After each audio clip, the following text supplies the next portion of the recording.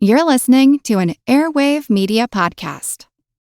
Welcome to From Beneath the Hollywood Sign. If you love old movies, Hollywood history, or the golden age of filmmaking, you've come to the right place. This is the podcast that talks about amazing stories of Tinseltown from another era and fascinating conversations with writer-producer Steve Cubine and actress-writer Nan McNamara. So, Steve, did Ava Gardner and Howard Hughes have a good relationship? Well, they did until he dislocated her jaw. What? Well, don't worry. She hit him back with an ashtray. From Beneath the Hollywood Sign is the gin joint for you. Little fellow, you must have given up the hope of living. On the contrary, I do not let the word death bother me. Same here, baby. Then what are you waiting for? Recorded in Chicago, Illinois, with your hosts, Ken, Matt, Neal, and Jeff. This is Triviality. The cream of the crop! Hello and welcome to Triviality, the game where a lack of seriousness meets a little bit of knowledge. My name is Matt and I will be your host, and today we're going to have the ever-popular Game of Death. Joining me in their respective pagodas today is Neal, Jeff, and Ken. How you guys doing today? Very good, thank you. Doing good. Doing okay, thanks. Excellent. And today our challenger is going to be Andrew. Andrew, how's it going? I'm doing all right. How y'all doing? Good, and Andrew's coming to us via Skype from Oklahoma. Yep. Yeah, why don't you tell us a little bit about yourself, how you got into trivia, if you've been working out to go up the levels of the pagoda, all that kind of stuff. I'm a younger sibling, so my brothers were always in like academic team and stuff, which would be like the equivalent for like Brain Bowl, I think, where you guys are. Mm-hmm. And so I did that when I was growing up. Now I'm a U.S. history teacher, and I coach football, and I coach the academic team at the school where I coach at. So that's great. As far as U.S. history, that's really cool that you're a teacher. What's your favorite, subject to teach throughout the year, or the one that the kids seem to gravitate towards? Well, the one I enjoy the most is the one I'm doing right now, which is post-revolutionary history, pre-War of 1812. So it's the starting of the government, switching from Articles of Confederation to the Constitution, that sort of thing. All right, so the Game of Death is played by 4 rounds of 5 questions, where Andrew will challenge each of our hosts in their respective specialty. And then after 2 rounds, there will be a special swing round designed by me, where our contestants will be able to add some extra points. And we'll also have a round that he has picked out that I will tell to the competitors when we get to it. It'll be a bit of a surprise. Finally, there will be 5 questions in various topics. Andrew will get to choose the topics out of 10 that I have selected. And we'll do that when we get there as well. You guys ready to play? Let's do it. I'm good. All right, we will start with Jeff. Ready, Jeff? I am. Jeff get looks this out ready. of the way. Yeah. Jeff had a long drive from the Michigan State game. Who'd they play again? They played Maryland yesterday. Maryland. So he was in the pouring rain. How did that go for you guys? It was damp. Perfect. How was the sports? It was good. I mean, they won 17-7. Then they took their foot off the gas. That's the only reason Maryland scored it all. Oh, so. Perfect. Yes. Jeff's specialty is Michigan State. That's right. We're going to do a little bit of geography and science. All right, question 1. Caracas is the capital of what northernmost country in South America? I'm in. I much prefer asking the geography questions. Yeah, as opposed to having to answer them? Yes, 100%. I knew this at one time, Mm-hmm. and it's in my head somewhere. I was always much better at history than geography. I feel the same way. And then science is also probably my worst subject, so this is going to be a bad round for me. Perfect. Good, because I'm a little on the back foot today, so that helps me. All right, I got a wrong answer. Awesome, perfect. Jeff's pretty confident. What did you think? Caracas is in Venezuela. Okay. And Andrew? Yeah, I wrote Colombia down. The answer is Venezuela. So what's the name of that thing that horn everyone's playing at the soccer matches? That's the vuvuzela. Vuvuzela. Okay, does that not come from Venezuela? That comes from South Africa. From South Africa. Okay. Well, yeah, I remember when the World Cup was in South Africa. It just sounds similar, Neal. It should be the national horn of Venezuela. It's a little... I don't know if countries have national horns. Well, they should. Yeah, we'll get right on that. All right, question 2. If Prince of Persia were set in the year 1940, what would it be called? I'm in.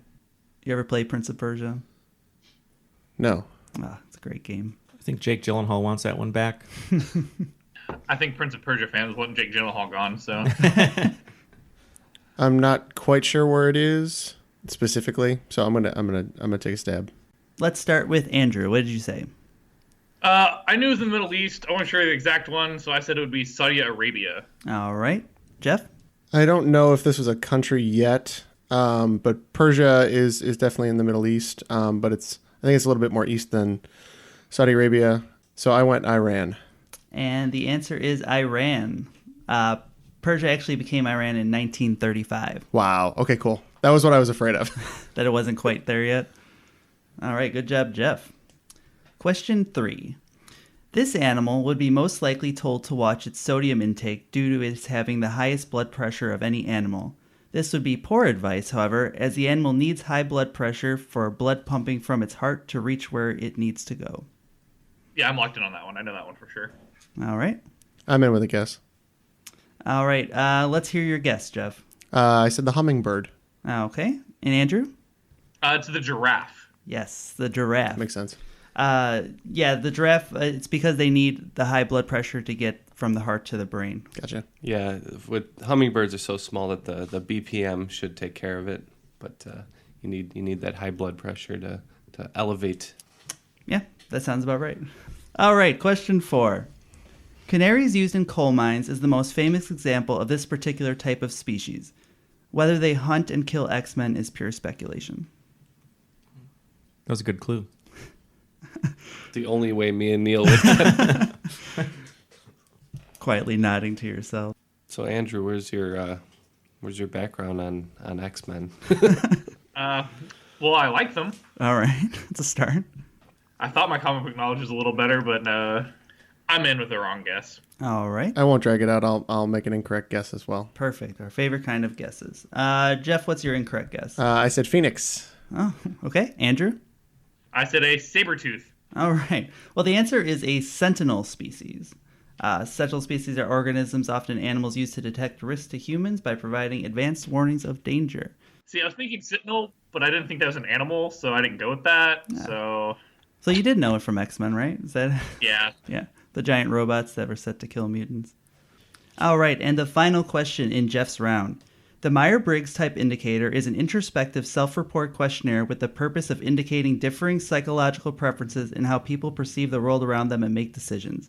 It was developed by a mother-daughter team based on the typological theory proposed by this Swiss psychologist. How you guys feeling about this one? I feel pretty good about this one. You're in, Jeff? Yeah, I'm in. Okay.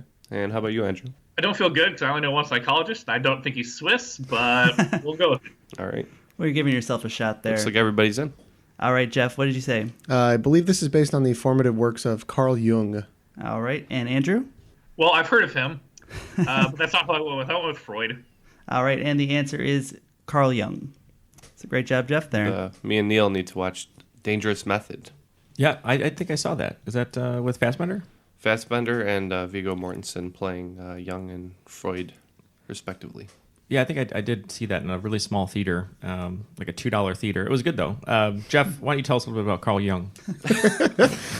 Putting you on the spot here. What do you want to know? I don't know. about Just Carl give us Well, top 3 facts. Where were his focus Well, of the work? Myers-Briggs Indicator. Yeah, just pretend you're HuffPost or BuzzFeed and give us 3 random facts that we didn't need to know this morning. Did he live to be Carl Old? These are things that we need to know.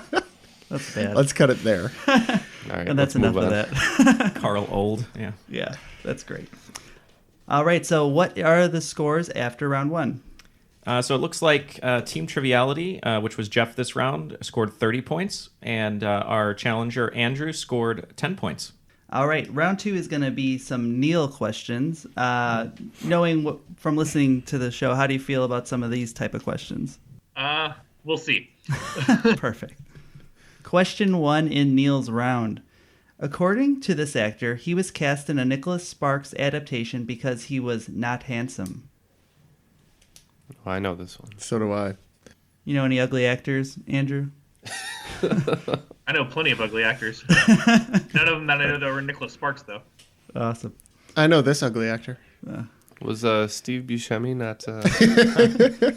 not the lead in one of these Nick Sparks movies? That's cruel. He's not the ugliest person in Hollywood, Ken. I'm in with an answer. No, Harvey Weinstein is. On the inside and outside. No air fives. Really, the only one that's coming to me would be Ryan Gosling because he's kind of self-deprecating and obviously not one of the ugliest men in the world, and he would have been in The Notebook. So, I'm gonna go with Ryan Gosling. All right, and Andrew, what did you say?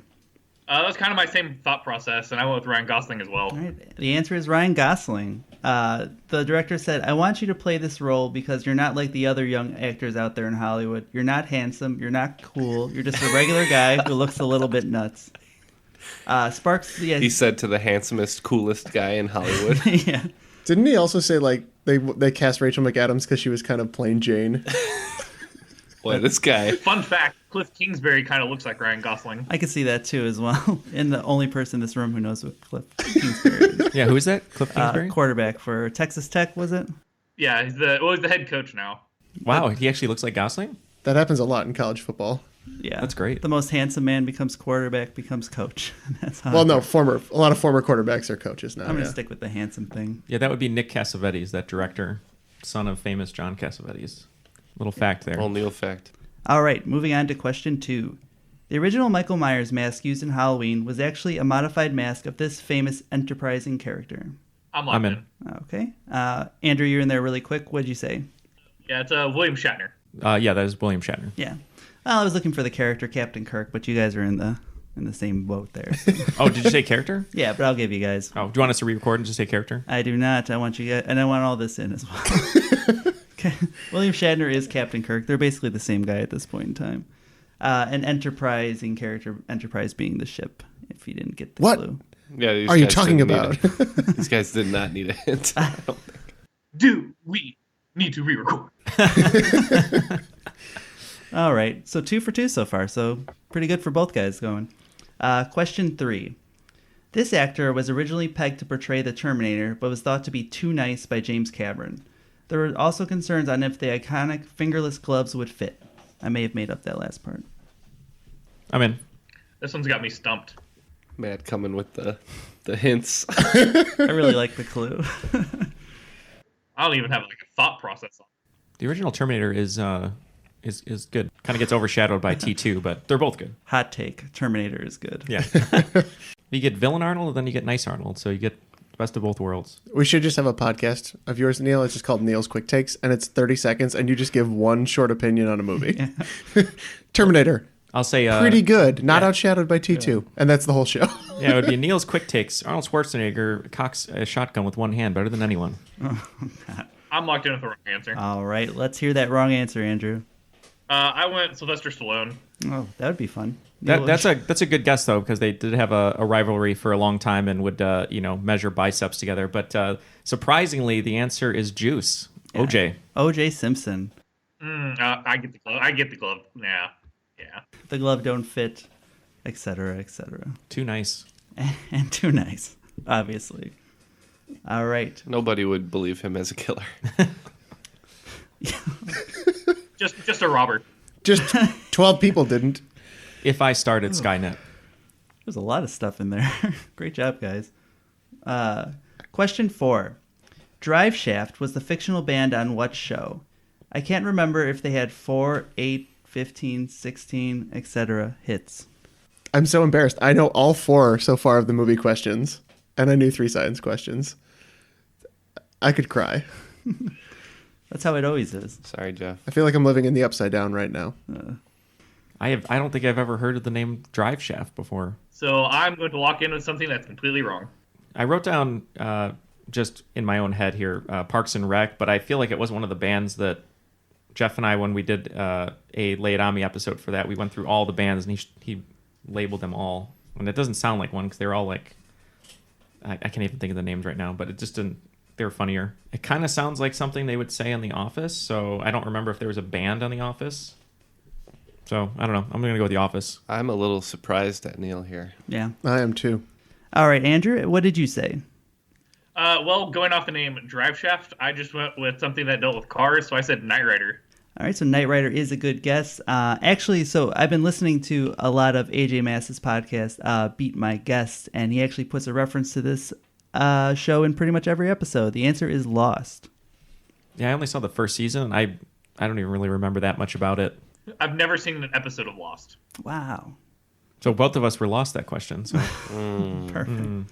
So the numbers meant nothing to you guys then, obviously. What's the name of the symbol umbrella corporation or whatever? That's why can't I remember? The Dharma Initiative. Dharma Initiative. Yeah, and it's run by Jenna Elfman. Sorry, I had to say it. Boo. Boo, boo, boo. The Greg Initiative didn't go anywhere. All right, question 5. While many people often aspire to one day being their own boss, most don't win awards for it.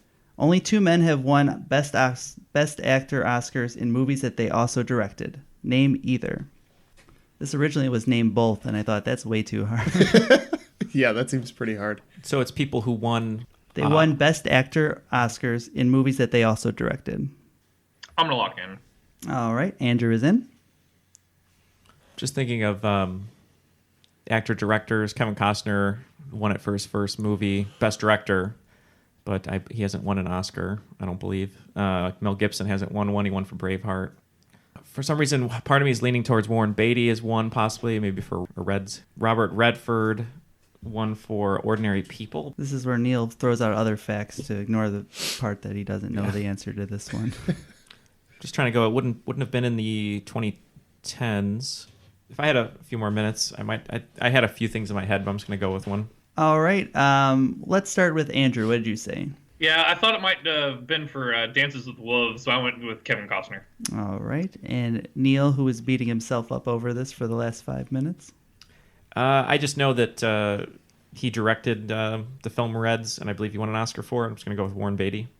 All right. Well, the answer is actually Laurence Olivier in Hamlet, 1948. How about Roberto Benigni? Roberto Benigni. That's the one I thought that people would be able to get. That's right. He had the very famous jumping on his chair when he won and running up to the... I believe that's how that Not went. my favorite version of Hamlet. The Italian scallion. Is Lion King your favorite version of Hamlet? That or the... Kenneth Branagh, yeah. Yeah, Kenneth Branagh's version. That one was a really good one, too. Mel Gibson's Hamlet is actually surprisingly good with Glenn Close. What was the Benigni film? Life is Beautiful. That's right. Which also won Best Picture that year? No, or foreign film. Best foreign film. Yeah. All right. After round 2, what are the scores, Neal? Team Triviality has 60 points, and Andrew has 30 points. All right, and now it is time for our swing round. The Triviality team is going to get to work together. There are going to be 10 questions at 5 points apiece for them. There are going to be 10 points apiece for Andrew. Fictional sports teams, because I had to throw some sports in here because none of you will let me write sports questions. That's fair. That's fair. How confident are you in fictional sports team, Andrew? I watch a lot of movies and I like sports, but we'll see how well those go together. All right. Well, how this is going to work is I will name a team or multiple teams from a movie, television show, etc., and you will tell me what it's from. So, number 1, we have the Dallas Felons, the San Francisco Fairies, and the Milwaukee Bears. Number 2, the Hickory High Huskers. Number 3, the Mars Greenskins and the New York Mets. Number 4, Average Joe's Global Gym Purple Cobras.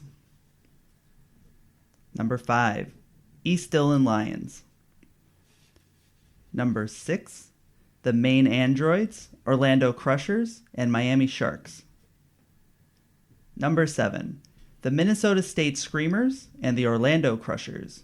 Number 8, the Charlestown Chiefs. Number 9, the Rockford Peaches.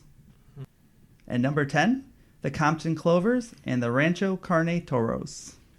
Number 1, the Dallas Felons, San Francisco Fairies, and Milwaukee Bears. Number 2, Hickory High Huskers. Number 3, Mars Greenskins, New York Mets. Number 4, Average Joe's, Globo Gym Purple Cobras.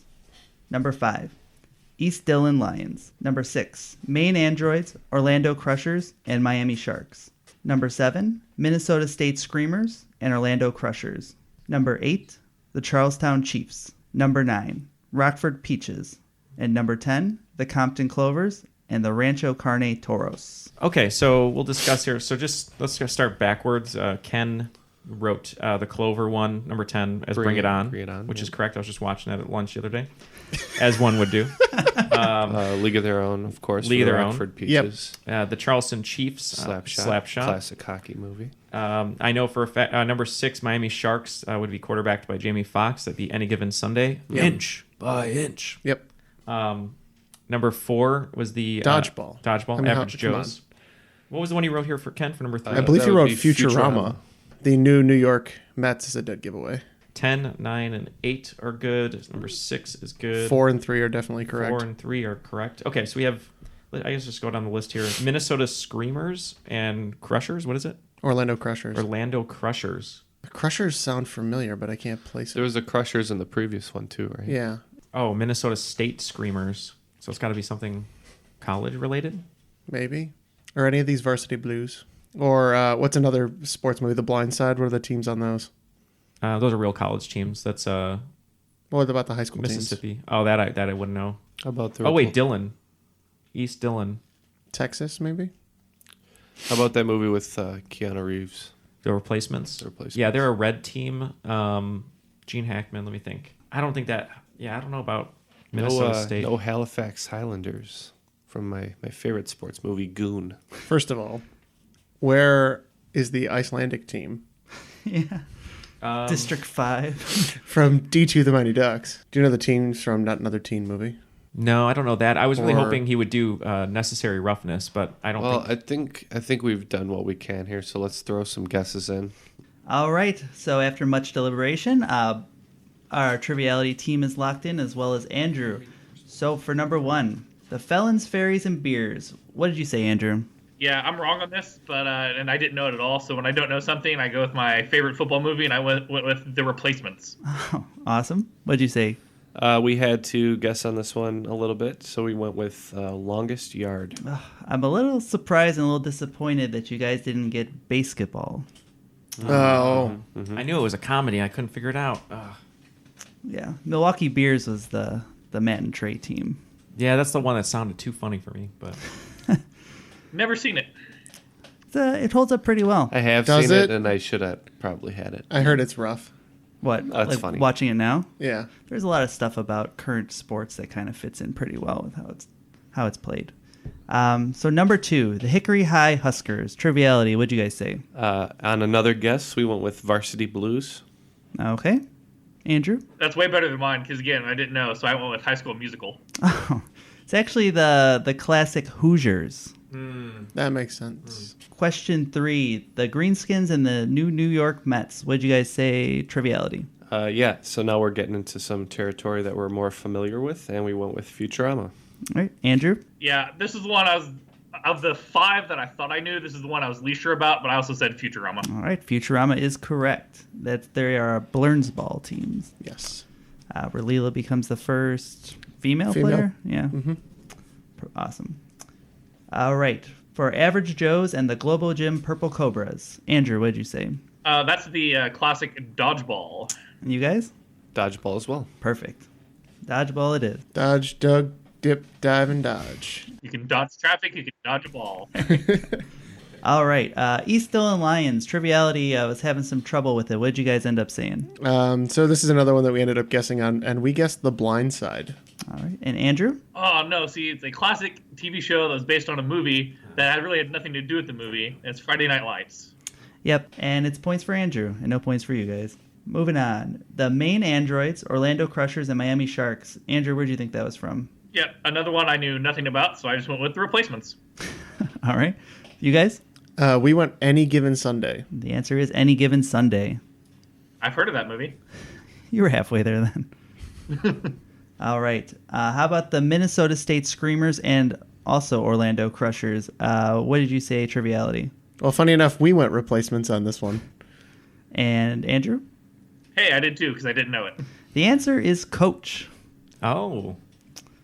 He started out at Minnesota State and eventually became NFL head coach in the final season or so. Craig T. Nelson. Indeed. All right. And that guy who plays Patrick Starr in SpongeBob. Oh, yeah, is Dauber? Yeah. Yeah. All right, Charlestown Chiefs. Andrew. Yeah, another one I didn't know, so The Replacements. they were all the replacements, you'd be killing it right now. Trivia. I know. Triviality, what'd you say? We want the Paul Newman classic, Slapshot. And that is Slapshot. I feel good that you guys both will have this one. The Rockford Peaches, Triviality. That would be A League of Their Own. And Andrew? Yeah, that's what I got. League of Their Own. Awesome. Correct for both of you. And finally, the Compton Clovers and the Rancho Carne Toros. Andrew, what'd you say? That would be the Kirsten Dunst classic Bring It On. All right, Triviality. That would be Bring It On. You get Bring It On, but not Slapshot. Never seen Slapshot. What can I say? There you go. Triviality getting 6 right adds 30 points to their score. Andrew getting 5 right adds 50 points to his score. And what is the score now, Ken? Because Neal's been taken away from scoring. It is 90 to 80. All with right. Triviality in the lead. So we do have a close game going into Ken's round. That could all change now. I feel like these are good Ken questions. We'll see. Yeah, we haven't had a game of death where me and Neal both played, and we have a lot of overlap. So I'm kind of curious to see how this is going to go. Yeah, so it's a nice hodgepodge of history and other things that I know that Ken might know some and things he's a about. history teacher, so that's great. I hope I don't embarrass myself.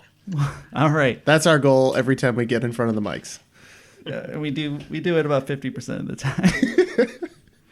All right, so the first question in Ken's round. Poutine is a Canadian dish originally from Quebec. While initially mocked, it is now one of the nation's most popular dishes with festivals all over Canada as well as the U.S. What are the traditional 3 ingredients in the dish? I had a full order of poutine the other evening after having a burger, which included a fried egg. So I'm locked in. Is there, same here. I'm good. Poutine down in Oklahoma? Occasionally at the fair. Yeah, throw some JR's barbecue sauce on it.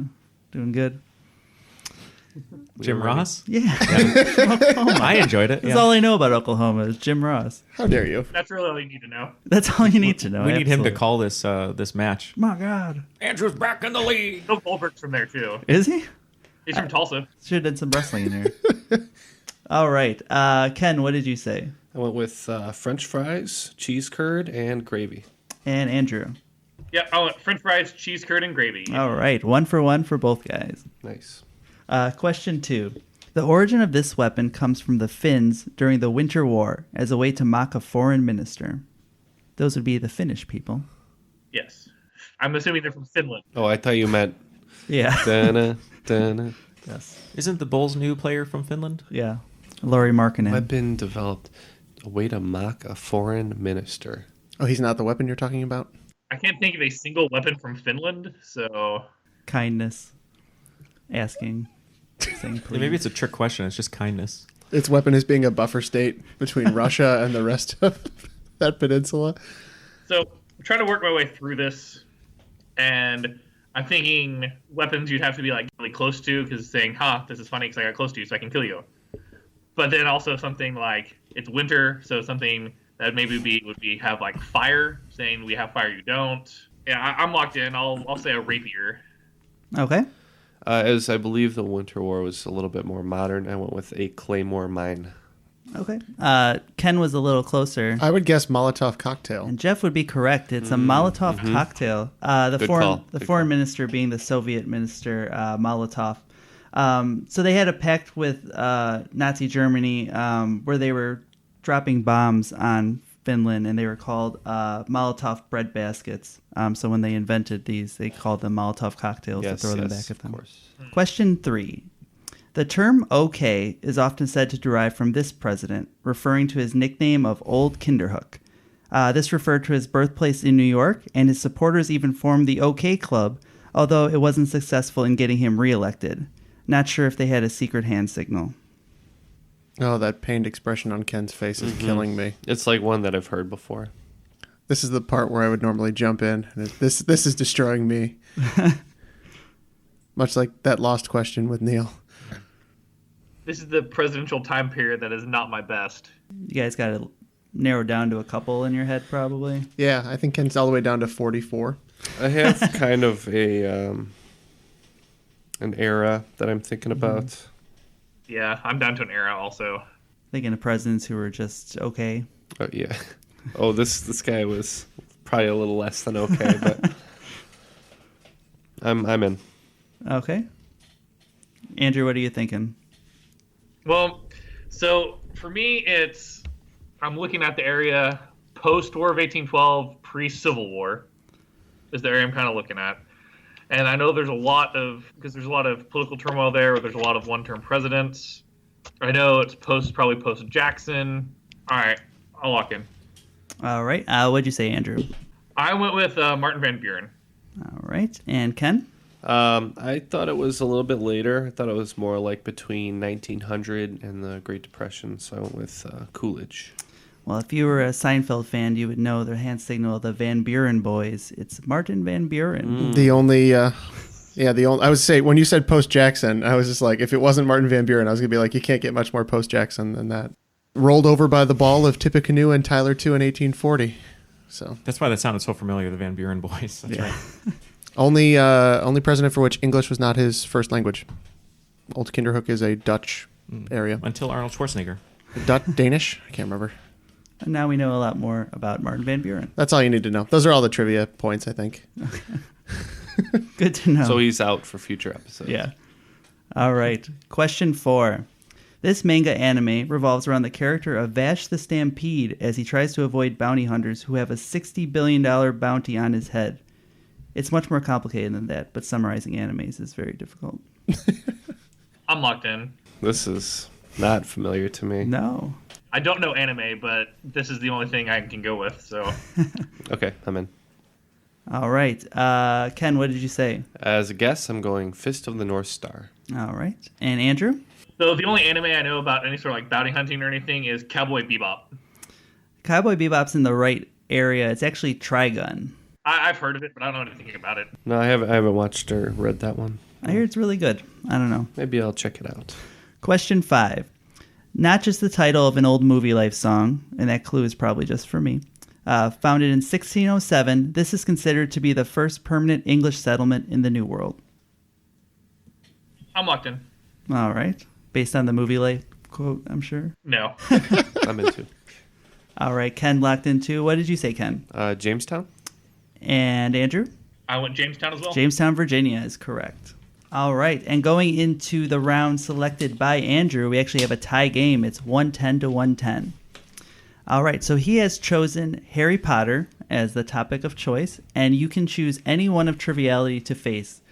Luckily not me, because I know absolutely nothing about Harry Potter. After you research this, you know a little bit more. I do know. I know 5 things now. I'm curious as to who he thinks knows the least. Well, going into it, long before I knew Matt was hosting, I was going to challenge Matt. That would have been really challenge good. him anyway. I think regardless, he might not even get his own questions right. I wouldn't. I think regardless of who he chooses, we are, how you say, effed. I think I'm going to go Jeff. Okay, fair enough. All right, so we have Andrew versus Jeff in a Harry Potter throwdown. So before we begin, Jeff, where do you gauge your knowledge? It's decent. Have you read? I've read all the books. Yes. Have you seen the films? I saw all of them through Goblet of Fire. Okay, but it's fair to say that you haven't studied in the wizarding arts. No, I have not. Just a plain muggle. At least he's read the books, so that's one step above everybody else in our group. Yeah, I've only seen all the movies several times, and read the first book. Every time a new book or new movie would come out, I would reread the entire series. Boy. So you know most of these probably. I'm going to get beaten like a bludger. All right. So before I start reading these, a quick shout out to Brian Shabat, who's actually a Trivial Warfare Army member. He actually helped me write a couple of these questions because I wanted to make sure that they were fair. And I didn't know because, honestly, I don't know what's hard or easy with my knowledge of Harry Potter. Thanks for the help. Yeah, Brian. Thanks, Brian. All right. Question 1. Who is the student who was killed when Tom Riddle opened the Chamber of Secrets? I'm locked in. Oh, boy. I want to help so bad. You know this one, Ken? I think so. Oh, I've got it. Locked in? I'm I locked approve in. of Jeff's answer. All right. Andrew, you locked in really quick. What did you say? That would be Moaning Myrtle. I, too, put Moaning Myrtle. Moaning Myrtle is correct. So did she get that nickname before she was killed? Probably. supposedly she was very whiny and cried a lot. So. Well, I'd love if you go to the Harry Potter world at Universal, and when you're in the bathroom, in the men's bathroom, you hear her all over the speakers going like, it's just really good. Like you just hear her talking to you while you're trying to pee. It's really funny. Yeah, they do a really good job down there. That sounds horrible. It's all right. It's comforting. It's really good. Yeah. All right. there's a No, we're moving on. Question 2. What is the name of Harry Potter's owl? I'm locked in. I'm locked in also. All right, that one was too easy. Jeff, what did you say? I said Hedwig. And Andrew? It is Hedwig. All right, 2 for 2 for both contestants. so far. R.I.P. And the Angry Inch. Got things I don't know anything about. Question 3. What was the first of Voldemort's Horcruxes to be destroyed? Ooh. I'm locked in. Is it intimidating when he locks in after 5 seconds? Does it make you think you should know it? No, I don't. He's obviously much more familiar with the source material. Like I said, I read all of the books and I finished them a little late, but I finished book 7. It's got to be at least 5 years ago. And I read the last 4 basically straight through at the same time. So, yeah, it's been a while. I mean, I can whittle it down to 8, so that's a good start. Yeah, I can't remember for sure, but I'll just I'll take a guess. All right, Jeff, what did you say? So I said his journal. I'm going to need you to be more specific. I need to be more specific? Yes. Darn it. I don't know if I can be. So I'll leave it at that. I'll leave it up to the judges afterwards. Andrew, what did you say? Tom Riddle's diary. Oh, yeah. So the answer is Tom Riddle's diary. Does journal seem... Andrew's choice. Yeah. What do you think, Andrew? Is that too general? Give it to him. I don't care. It's a book that he wrote. That's true. I guess a journal is a diary. Did you know it was Tom Riddle's? Yeah, it's Voldemort's, which is Tom Riddle. See, these are things I don't know. Yeah, he's the same person. So. Well, then Let's wait for the whole show to be done, and if I lose by 10 points, just take it away. Done. All right. Question 4. What is the spell to make items levitate or float? I'm locked in. I'm locked in also. All right. It's not Expelliarmus. It's not that. That's the only one I know. All right. What's your Patronus, Neal? It's not a stag. It's Patrick Swayze. Oh, is it? Of course it is. Andrew, what did you say? Wingardium Leviosa. And Jeff? I didn't know the whole thing. I said Levioso. So that's not the whole thing. You were 50% there. I mean, you'd have to consider whether something would float if you did just that spell, and it would not. No. Yeah. In the first movie, when they first teach it in Charms class, they do the Wingardium Leviosa, and then that's when Hermione says, it's Leviosa, not Leviosa. And now we know something. No points for Jeff. That we can never use in practice. Absolutely not. All right. The final question in the Harry Potter round. Shortly after the release of this book, page 606 became a popular early meme on message boards. You okay? Yeah, I'm great. Okay. Hold on, I've got backstory. I'm locked in. I'm pretty sure. There was no question yet. No, it is after the release of this book. Oh, okay.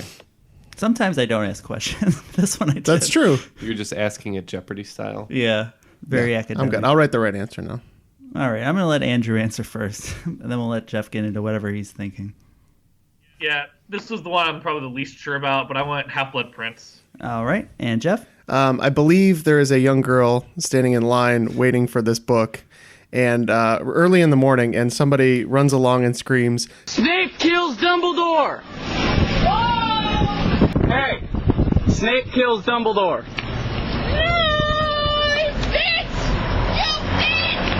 that would be Harry Potter and the Half-Blood Prince. That is correct.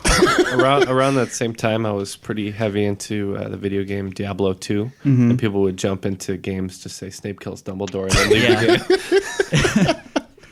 There was a lot of AIM screen names that were page 606, Snape kills Dumbledore, basically ruining it for everybody, which is a terrible thing to do. But points for both contestants there. So. She was like at the bookstore. I mean, that's so brutal. Yeah, she clearly hadn't read it yet. Or owned it. It was the day it came out. It's like a midnight release. All right. Well, Jeff got 4 right in that round, and proving his mastery of Harry Potter, 5 correct for Andrew. So I guess you picked the right topic there. Yeah, for like the last 3 days, I was doing nothing but listening to like Harry Potter trivia podcasts and stuff. Oh, man. Well, with that, Triviality moves into second place with 150, Andrew with 160. So a very narrow lead going into the final. All right, so heading into the final round, it is a 10-point lead for Andrew. The way the final round works is Triviality is going to be able to work together to solve these questions, but Andrew is going to get to choose the topics. He'll get to choose 5 out of the 10 I present him. You ready, Andrew? Sure. All right, Category 1, Fun with Colors. Category 2, All the Right Moves. Category 3, Banned in the USA. Category 4, Those Were the Days. Category 5, You Gotta Keep 'Em Separated. Category 6, This One is a Gamble. Category 7, Now That's a Spicy Meatball. Category 8, Say Your Prayers. Bond, Covalent Bond. Covalent. Nope. Obviously, I know a lot about that one. And category 10, It Comes from Japan. So I'm not getting much information about what these are about based on these topics. Don't worry, we're not either. That's the joke. Let's go with colors. Okay.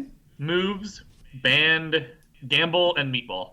All right, so you're going with Fun with Colors, All the Right Moves, Banned in the USA, This One is a Gamble, and Now That's a Spicy Meatball. All right, so as always in this round, you can wager from 0 to 30 in each category, up to the points that you have accumulated so far. So why don't we lock in those wagers right now? We can mute Andrew, I guess, figure out wagers and then come back in. Okay. I think we could go pretty hard all around. Yeah, I think we're... these, and yeah. I feel overall confident, but not specifically. I understand. Okay. All right, all the wagers are in. So question 1 in the final round. Category, Fun with Colors. What are the 5 colors on the Olympic rings? Okay. Question 2, All the Right Moves. How many possible opening moves are there in chess? Whoa. Question 3, Banned in the USA. This performer was banned from SNL not by Lorne Michaels, but by a fan vote, which he lost 169,186 to 195,544. Question 4. This one is a gamble. In Texas Hold'em poker, what is the common name for the 5th community card dealt? Question 5. Now that's a spicy meatball. Early versions of this treat were in the 3 colors of the Italian flag. All right, and we are going to mute Andrew so we can discuss and he can think about his answers, and we will get him back when we are all set. Olympic rings. Right. Yellow, green, blue, black, red. Are you good on that? Yellow, green, blue, black. Okay. Yes. Chess moves. This should be easy enough to figure out because you can move a pawn one of 2 ways as an opening move. There are 8 pawns, so that's 16. What else can you do from the start? Two moves with the knights. 2 moves with the knights, yes. Each. So well, that's 4 more. Okay, so that's 4 more. But yeah, there's only 4 for the knights, so I'm gonna guess 20. Does that sound? No, well, you couldn't move nobody it. else You did couldn't move a jump. queen or a king out of the way. Yeah, I think that's right then. Okay. You're All right, Who was so kicked off of SNL? There's Elvis couple. Costello is the one that he was banned by Lorne Michaels. Well, yeah, and 2 people that everyone hated. Steven Seagal was never invited back again, and I believe Andy Kaufman was also. Let's come back to it. Okay, so the poker one, do we agree on this one? I have no idea how that. River. It's the river. Okay. Yeah. That was the only word I know from Texas Hold'em was river. So, and the flop Flop is the first 3, and then I believe it's the turn, and then the river, which would be Correct. the last one. So we're good there. and then the MacGuffin. Yeah, the MacGuffin. Neal. So red, white, and green. Yes, we have red, white, and green as the Italian flag, and what treat has that color? I could imagine gelato maybe having those 3 colors, or red, white, and green. I mean, cannoli has like the green nuts, but I don't see where red. Neapolitan ice cream. Neapolitan. Or candy Neapolitan. canes. Neapolitan is an interesting choice.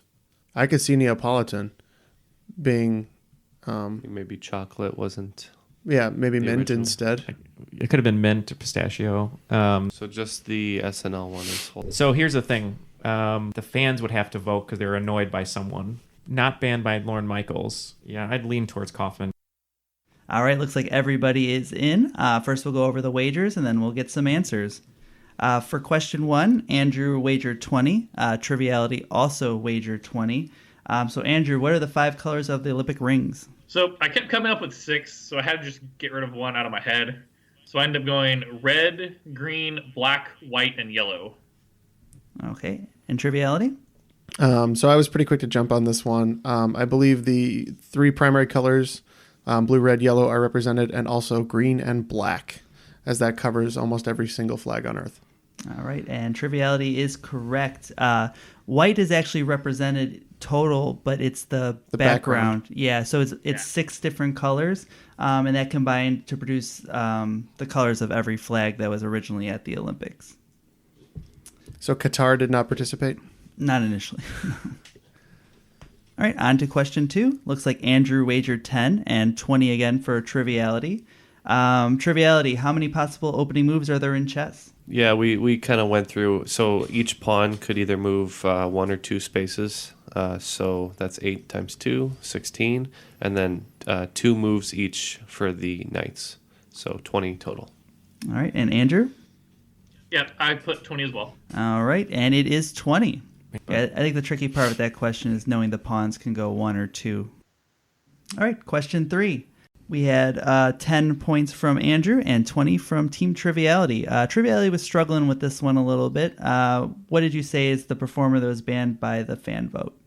So we went through a couple names. I know Steven Seagal was never invited back, but I feel like that might have been a Lorne Michaels decision. But knowing you, maybe it is Steven Seagal now. But we, according to it being a fan vote, I know that Andy Kaufman's original performance was kind of divisive, so we went with Andy Kaufman. All right, and Andrew?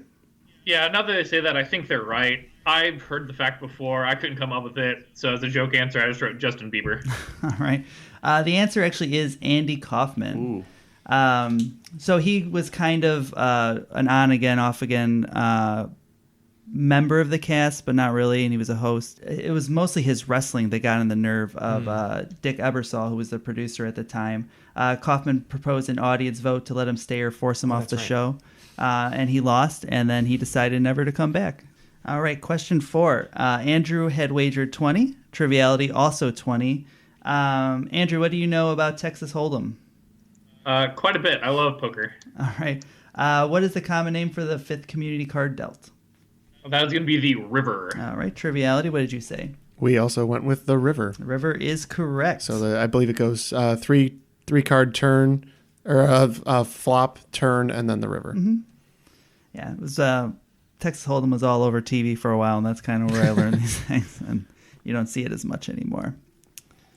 All right, in category 5, Andrew wagered 30, Triviality wagering 20. So early versions of this treat were in the 3 colors of the Italian flag. Andrew, what did you say? I was just trying to come up with treats that had 3 colors in them. I couldn't really think of anything, so I just said Neapolitan ice cream. Okay, and Triviality? Yeah, after a little bit of discussion, coming up with some different ideas, we also settled on Neapolitan ice cream. All right, and Neapolitan ice cream is correct, actually. The original version of it was pistachio, vanilla, and cherry. Ooh. It sounds good. Probably better than what. Yeah, chocolate's actually a very American addition to Neapolitan ice cream, which makes sense. We love our chocolate here. All right, so we actually had a perfect final round from Triviality, gaining a total of 100 points. Andrew got 3 out of the 5, and with his wagers, he gained 30. Bringing the final scores to Triviality 250, Andrew 190, making Triviality the Kareem of the crop today. Why continue? Just let me pass. You have forgotten that I, too, am not afraid of death. Yeah, a great game, Andrew, conquering us over the first 4 rounds. But yeah, we were backed into a corner for sure. And the pagoda proves too difficult once again. And 190 would win probably 95% of games that we've played. So great job by you today. Yeah, anytime you guys want to have me back and beat me again. No, we'd love to have you on do a 2-on-2 because I feel like with either of us, it would be a very complimentary team that would do really well, I think. We're always looking for history majors. Sometimes that proves to be a little bit of a hard point for us. Well, yeah, shout out to all your students. Hopefully, I don't know if you're going to have them listen to this, but they should be proud of their teacher, though, because that was a really good showing. Yeah, shout out to my academic team. We actually just won our regionals also. Awesome. Oh, congrats. So, I enjoy listening to your show, listen to a bunch of different podcasts, and I look forward to you guys putting yours out every week. So, well, thank you. Thank you. And we appreciate you listening. All right. Thanks again to Andrew for joining us today. We really appreciate him coming on, and we appreciate all our listeners. If you'd like to support us, you can reach out to us at our Facebook or Twitter. All the links are going to be on our website at trivialitypodcast.com, as well as links to the episodes, links to our Patreon. Jeff, why don't you tell us a little bit more about that Patreon? Certainly. So we had a great outpouring of support in October. So we really thank you guys. We're almost halfway to our current goal. So if there are those of you who are interested in maybe supporting the show directly, which we would very much appreciate, you can find us there at patreon.com/trivialitypodcast. We've got some great benefits. For those of you who don't know, we do bonus shows every month for our supporters who donate more than $5 a month. So those are always really fun. We really like doing those for you guys. So if you wanted to check that out, get that as a potential perk. More coming, but again, halfway to our current goal. So thank you very much for that. And if you'd like to chip in to that, it'd be very much appreciated. Yeah, we always appreciate that. Other than spreading the word and the Patreon, the best way to support us is by rating, reviewing, and subscribing on all your favorite podcast apps. So until next time, on behalf of everyone, my name was Matt, and that was Triviality.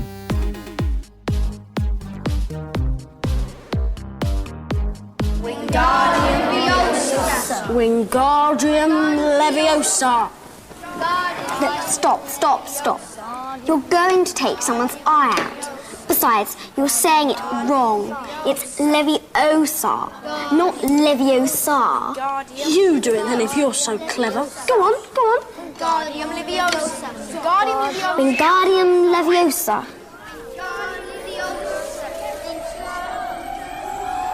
Oh, well done.